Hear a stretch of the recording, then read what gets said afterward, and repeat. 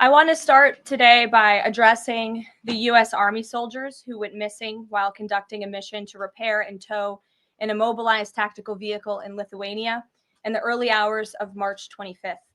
Tragically, 3 soldiers were found deceased in Lithuania yesterday, and it pains me to confirm that today the 4th soldier was also found deceased. The President, the Secretary of Defense, and the entire White House are praying for the victims' friends and family during this unimaginable time.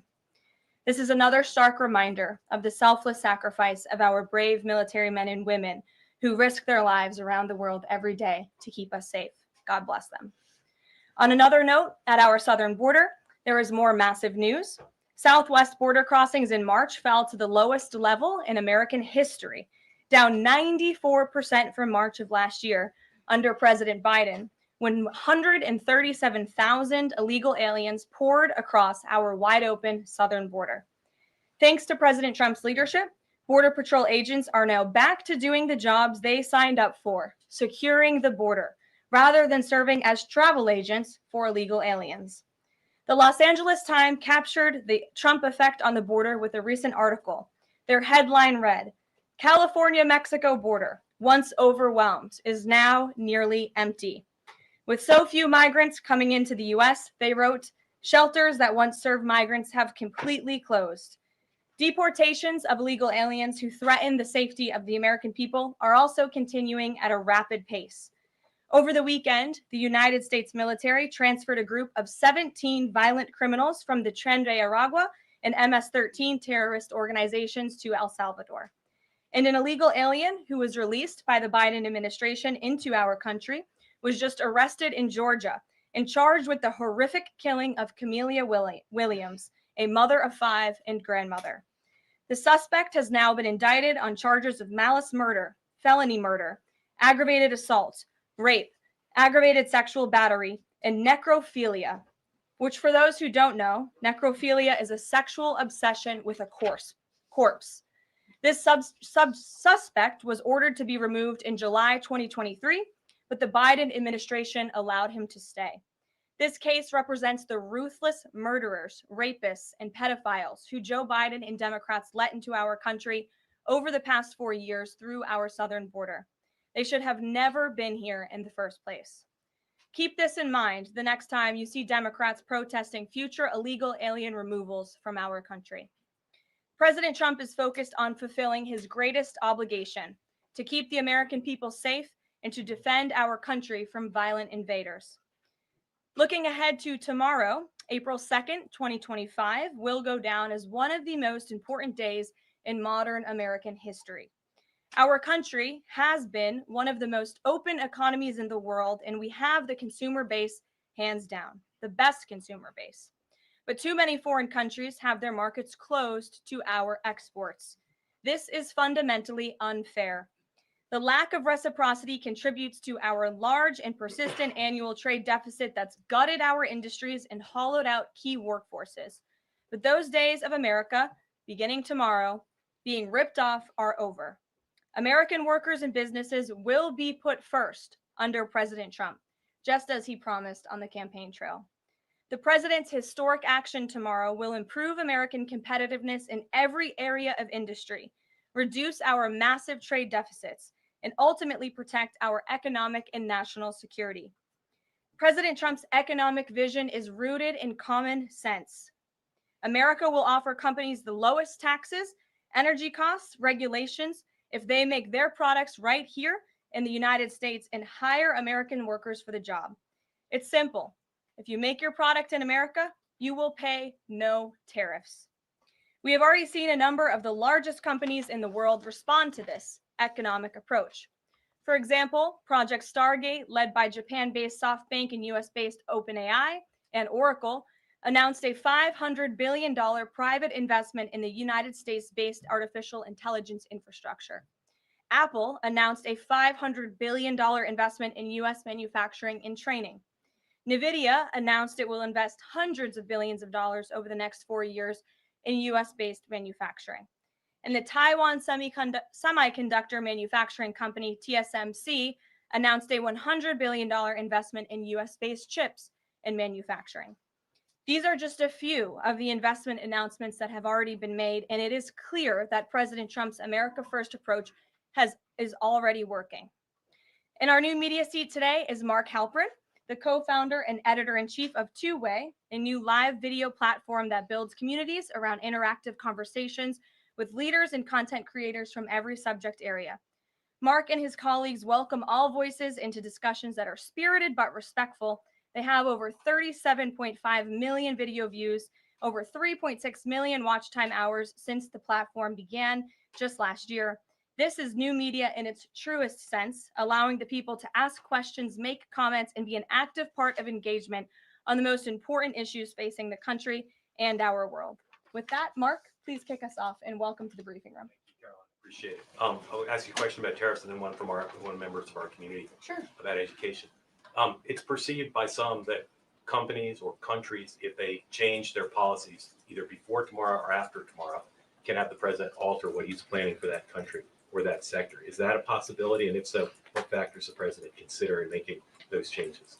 Well, the ultimate change for these companies and these countries, Mark, will happen when they decide to do business in the United States of America. And as I just laid out, they will face no tariffs at all if these companies choose to invest here in the United States and to move their production and their manufacturing here to the United States as well. As for tomorrow, the president will be addressing the decades of unfair trade practices that have ripped our country off and American workers off. It has hollowed out our middle class. It has destroyed our heartland, and the president is focused on reshifting our global economy to ensure that America is once again the manufacturing superpower of the world. So if they do something today or later in the week that's a pledge for future activity, would that be good enough potentially to alter the policy? Again, the president has been looking at the very unfair trade practices of the past. Certainly, the president is always up to take a phone call, always up for a good negotiation. But he is very much focused on fixing the wrongs of the past and ensuring that American workers have a fair shake. So if someone calls after tomorrow and says, hey, I'm ready to make a change, he'd be open to that? The president is always open to taking calls. Okay. A question from one of our community members. Katie Reeves is a school teacher in Wisconsin. She's taught K-8 in public, independent, private, and private schools. And here's what she wanted me to ask you. She says, I see the elimination of the Department of Education as an excellent first step in the improvement of our school system. Do you see any further role the federal government can take beyond this, possibly in promoting the expansion of voucher programs or reducing the influence the teachers' unions hold over our schools? Mm-hmm. Well, first of all, I want to thank Katie for her service to our country and our nation's children. Being a teacher is the most noble profession that we believe one can have. And the president said in his remarks when he signed the executive order to dismantle the Department of Education that he loves our teachers. And in part, this order is to empower our teachers to have greater decision making in the classroom. Nobody knows our nation's children and our students better than our teachers who are with them every single day.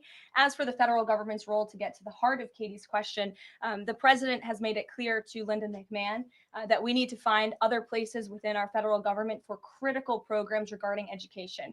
Pell Grants, Title IX, lawsuits, etc., civil rights lawsuits, all of that are critical functions, special needs programs, nutrition programs, but there are other places throughout the federal bureaucracy where those things can happen and work. The Department of Education has been a very bloated bureaucracy. We spent trillions of dollars on this department, and for what? Our children are worse off as far as education goes today than they were when this department originated, and that's very concerning to the president. So the two issues she cited are those priorities for the president: school education choice, vouchers, and diminishing the role of teachers unions.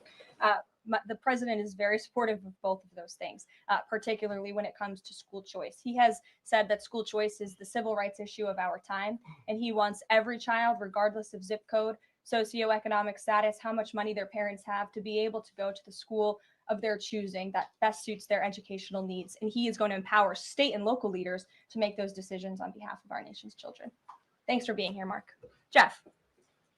Just changing subjects for 1 second. The administration has expressed a complete confidence in how all the deportation flights to El Salvador were conducted. But now that the administration has conceded that there was an error of one Salvadoran national, will there be any reviews conducted? And does the president express any thoughts on the one error that was disclosed in court last night? Well, first of all, the error that you are referring to was a clerical error. It was an administrative error. The administration maintains the position that this individual who was deported to El Salvador and will not be returning to our country was a member of the brutal and vicious MS-13 gang. That is fact number one. Fact number two, we also have credible intelligence proving that this individual was involved in human trafficking.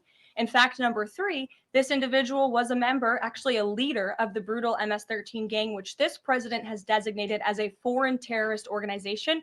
Fact number four is that foreign terrorists do not have legal protections in the United States of America anymore. And it is within the president's executive authority and power to deport these heinous individuals from American communities. It is a promise he campaigned on. It is a promise he is keeping. And every single person in this room should be grateful for that, considering especially MS-13 is very prevalent and prominent here in the District of Columbia, in Maryland, and in Virginia. And the president, the attorney general, everyone who has been involved in these operations is focused on eradicating these criminals and terrorists from our communities. The vice president said he was a convicted member of MS-13. What evidence is there to back that up? There's a lot of evidence, and the Department of Homeland Security and ICE have that evidence, and I saw it this morning. Steve. Has the president fully made up his mind on the level of tariffs to impose tomorrow? We keep hearing about a 20% flat rate. The president said last night he has made a decision and a determination. I was with him in the Oval Office earlier, and he is going to announce that decision tomorrow. I don't want to get ahead of the president. This is obviously a very big day. He's with his trade and tariff team right now, perfecting it to make sure this is a perfect deal for the American people and the American worker. And you will all find out in about 24 hours from now. And are the car tariffs going to go into effect on April 3rd as scheduled? Correct. Yes, they will. Okay. And last thing, would you like to respond to the Chinese military drills around Taiwan?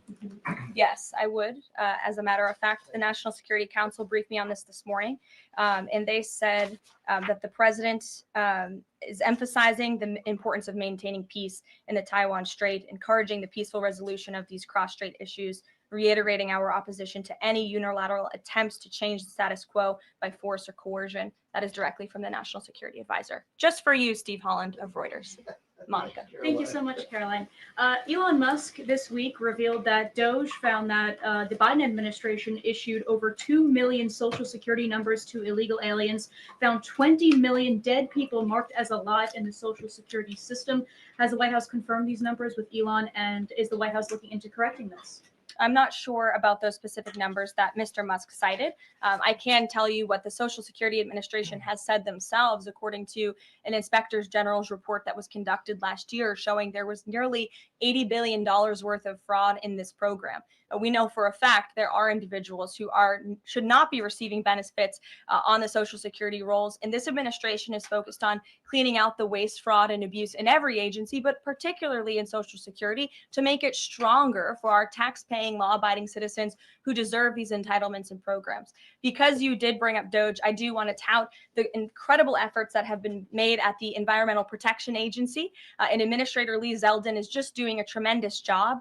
Just yesterday and today, it will be going into effect. He announced that taxpayers will be saved $8 million in annual lease costs by moving staff out of the 323,000 square feet of space that the EPA currently occupies, which is completely unnecessary. Yesterday, Administrator Zeldin also announced he will be shutting down a museum that the Biden administration built to tell a selective story about the EPA's history and climate change. It was a real pat on the back to President Biden. And guess how much American taxpayers paid for it? $4 million for this museum that I think only 1,000 visitors saw last year alone. And it will cost American taxpayers $600,000 per year to operate this museum. Well, it's not going to exist anymore. We're going to save taxpayers those critical funds. And Administrator Zeldin is very proud to announce that. And just at EPA alone, and the cuts that they have made, they've saved taxpayers more than $22 billion in wasteful grants and spending. Peter. Thank you, Caroline. When the president goes down to Florida on the weekends, does he ever hear from, there are so many retired folks down in Florida, does he ever hear from any retired Americans who are stressed about these wild swings in the stock market because of the tariff uncertainty, and they're sitting there on fixed income or living off a 401k, and They don't know how much money's going to be left. Well, certainly they are legitimate concerns, and the president takes those concerns very seriously, and he's addressing them every single day. And tomorrow's announcement is to protect future generations of the senior citizens you mentioned. It's for their kids and their grandkids to ensure that there are jobs here in the United States of America for their children to live the American dream, just like they presumably did. And as for their worries about their 401ks, their Social Security, I just addressed Social Security. This president is always going to protect it for our tax-paying senior citizens. As for their 401ks, look at what President Trump did for you in his first term. He is working on implementing that economic formula every single day by lowering inflation, lowering energy prices, massive deregulatory efforts, while simultaneously effectively implementing tariffs. And they'll hear more about that announcement tomorrow. And you said that the president right now is with the trade and tariff team. They are very confident that this is all going to work. But what if Yes. they're wrong? They're not going to be wrong. It is going to work. And the president has a brilliant team of advisors who have been studying these issues for decades. And we are focused on restoring the golden age of America and making America a manufacturing superpower. And again, Peter, I would point you to the investments that have already trickled into this country. And the president hasn't even made his tariff announcement yet tomorrow. There have been billions of dollars in private investments from around the world pouring into American communities. What does that look like for those watching at home, for the people you mentioned, worried about their own economic circumstances? It means more jobs in your communities, which means more money, more investments, more money in your pocket. That's what the president is committed to. And I would be remiss if I didn't mention the president's commitment to tax cuts, which we are counting on Congress to do, especially on Social Security. And one more. Sure. Are the special elections today a referendum on the president? I think first of all, as you know, I'm a government employee now, so I'm not very much allowed to comment on elections that are taking place. That's something to get used to, having just been on the campaign trail for quite some time. But the president is the leader of the America First movement and the MAGA movement. And that was made very clear on November the 5th when he received nearly 80 million votes. I could also say that it is the constitutional right of every law-abiding American in these places where these elections are being held to vote. And every American should exercise their constitutional rights. Sure. Thanks, Carolyn. A few questions about this deportation case. First, I wanted to clarify something that you said to Jeff a few minutes ago. You said you'd seen evidence that this man was a convicted gang member. In what court was he convicted and for what? This individual was an MS-13 ringleader. This individual was also engaged in human trafficking.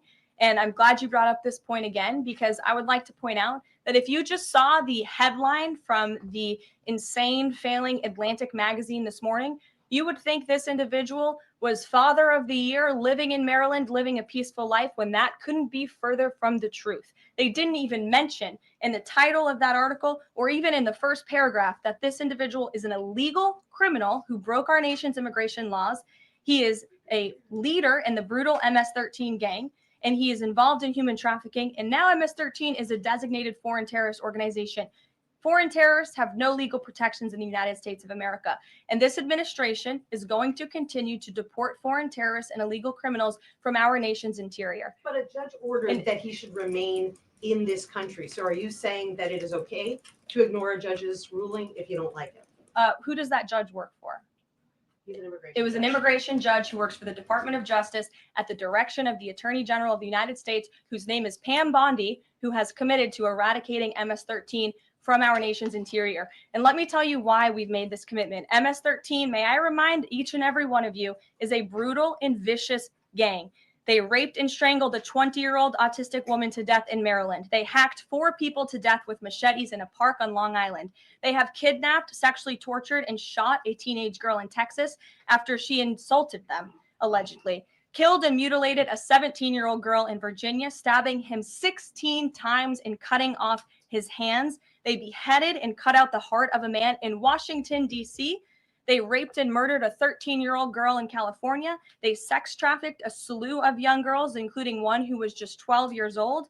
Raped an 11-year-old girl in Brooklyn while her brother was in the room. Sex trafficked a 13-year-old in Maryland and Virginia, miles away from this White House, even beating her 26 times on her backside with a baseball bat.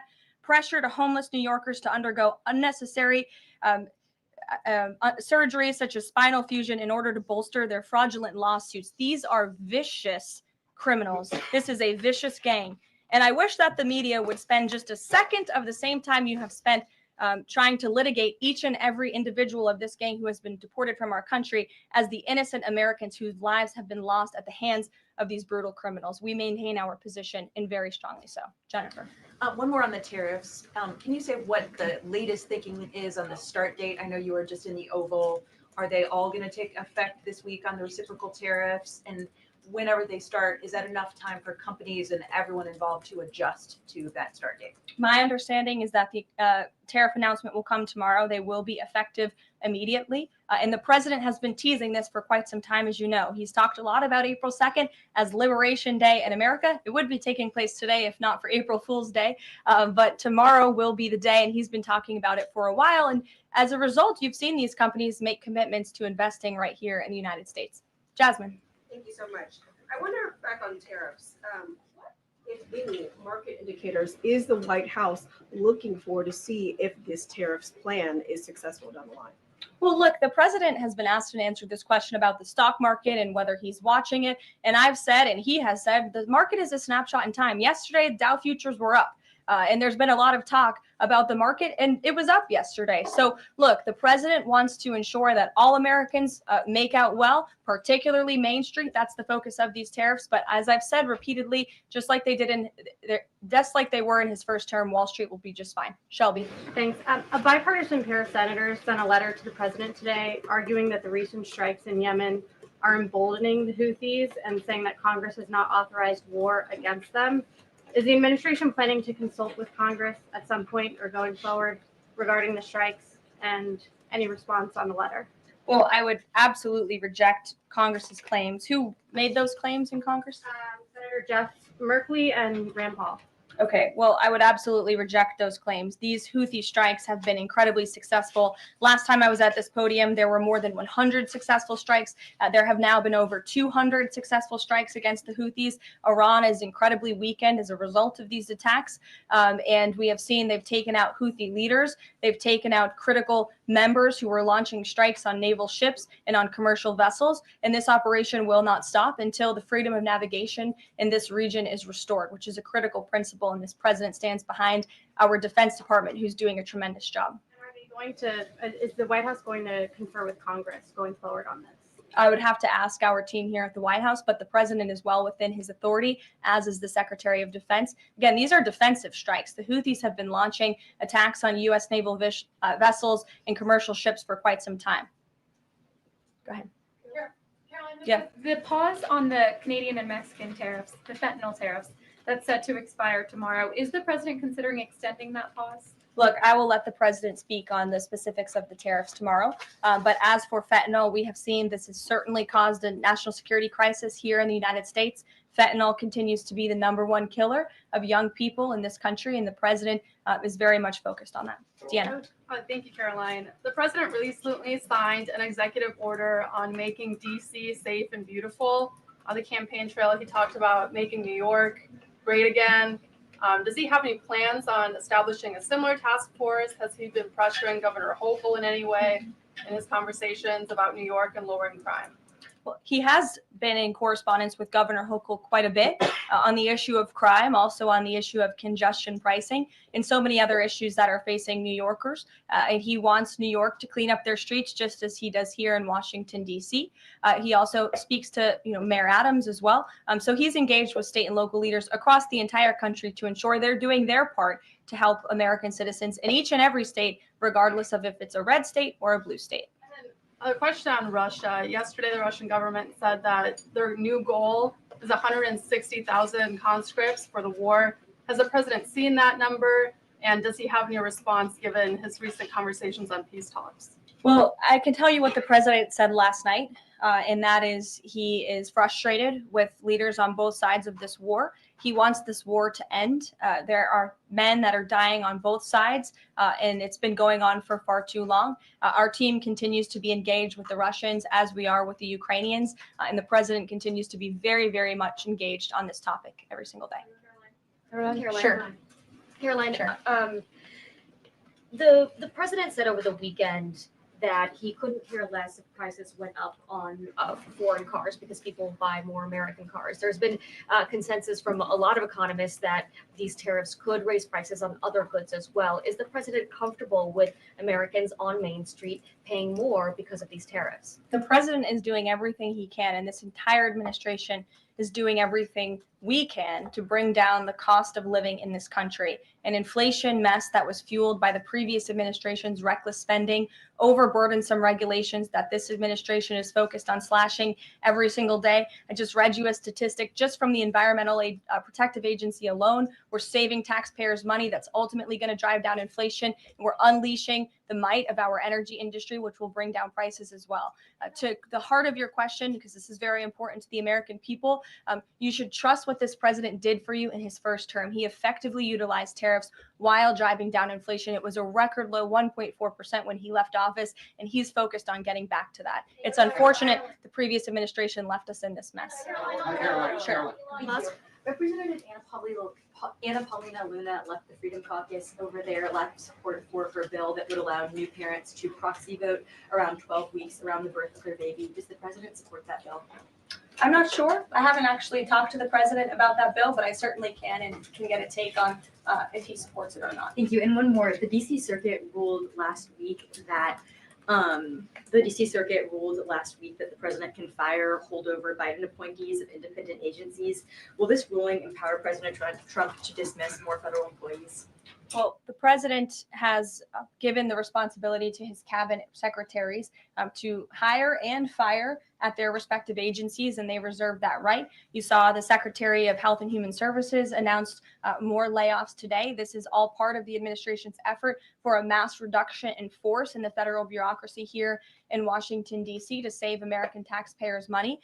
As for agencies within the president's executive authority, the president retains that right. And we've seen there have been bureaucrats at some of these agencies that have been trying to act independent. They need to remember who they work for. It's the executive of the executive branch. You look at the United States Institute of Peace, for example. There was a little bit of a standoff with bureaucrats over there who didn't want to realize who they work for, and that is Donald Trump. And President Trump is focused on streamlining these agencies to save American taxpayers money, and he has every right to do that. Caroline. Sure. Go ahead.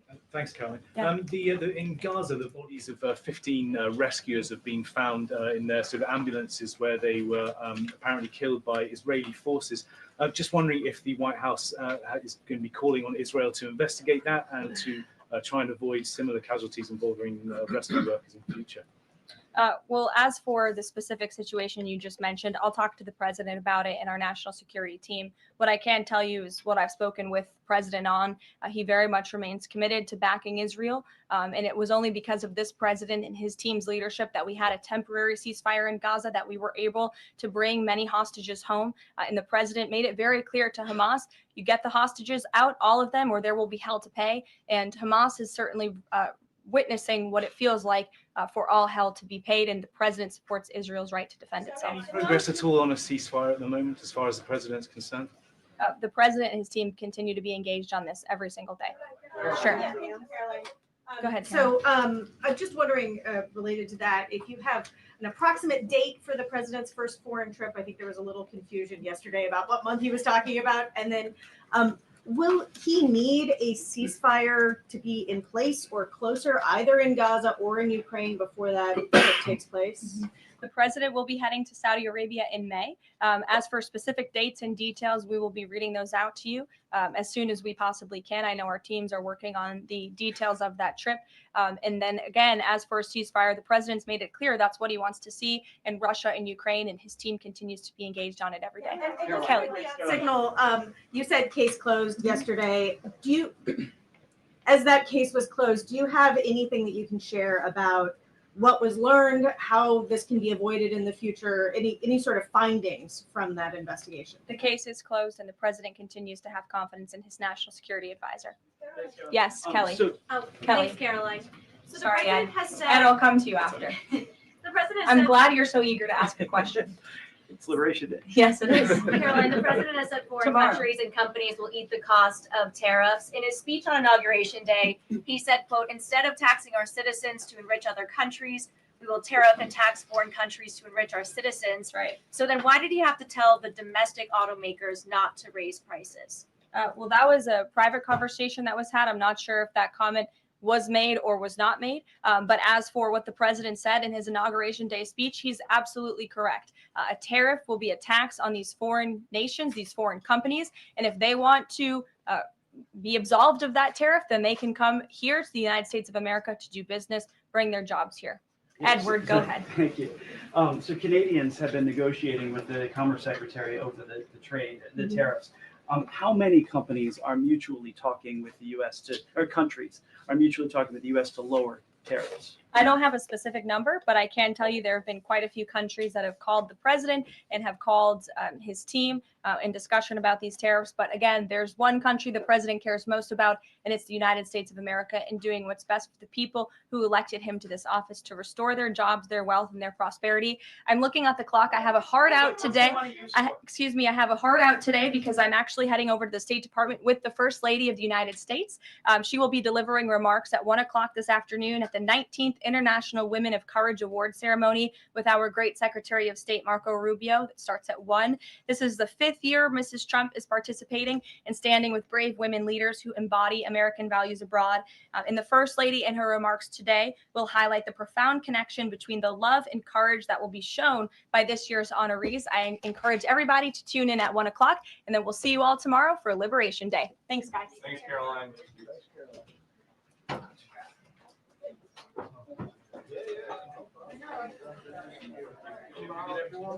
Yeah.